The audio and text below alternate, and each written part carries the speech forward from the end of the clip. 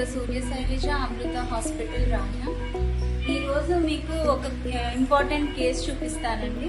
ఈవిడికి ముందు 2 ఆపరేషన్లు అయ్యేవి, సిజేరియన్స్. ఇప్పుడు హిస్టరెక్టమీకి మన దగ్గరికి వచ్చారు. వీళ్ళకి ఫైనాన్షియల్ ఇబ్బందులు ఏం లేవు, కానీ ల్యాబ్ హిస్టరెక్టమీ అంటే చాలా భయం ఉంది.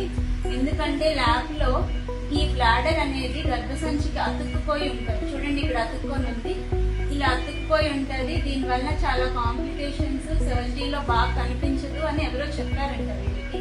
సో మేడం, మాకు రిస్క్ వద్దు, మీరు ఓపెన్ చేసేయండి అని అడిగారు. మళ్ళీ వాళ్ళకి నేను అర్థమైనట్టు చెప్పి ఇది ల్యాబ్కి పోస్ట్ చేశాను.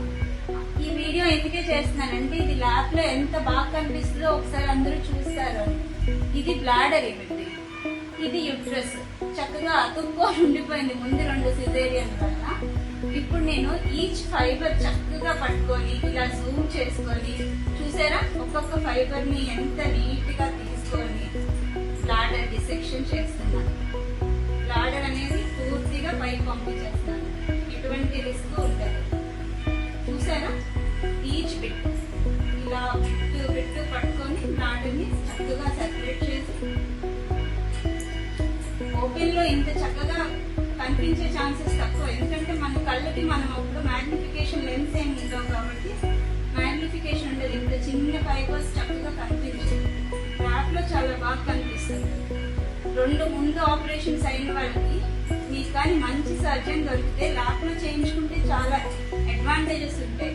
చూసారా ఎంత చక్కగా ప్రతి చిన్న ముక్క పట్టుకొని ఇలా చేస్తుంటే రిస్క్ ఏమి ఉండదు, కానీ మనకి బాగా కనిపించదు అనేది మాత్రం అబద్ధం. చూసారా ఎంత చక్కగా నీట్ గా ప్రతిదీ కనిపిస్తుంది. ఇది బ్లాడర్ మొత్తం అయిపోయింది. చూసారా, ఇక్కడ చిన్న పిసలన్నీ కూడా పంపించేస్తాం.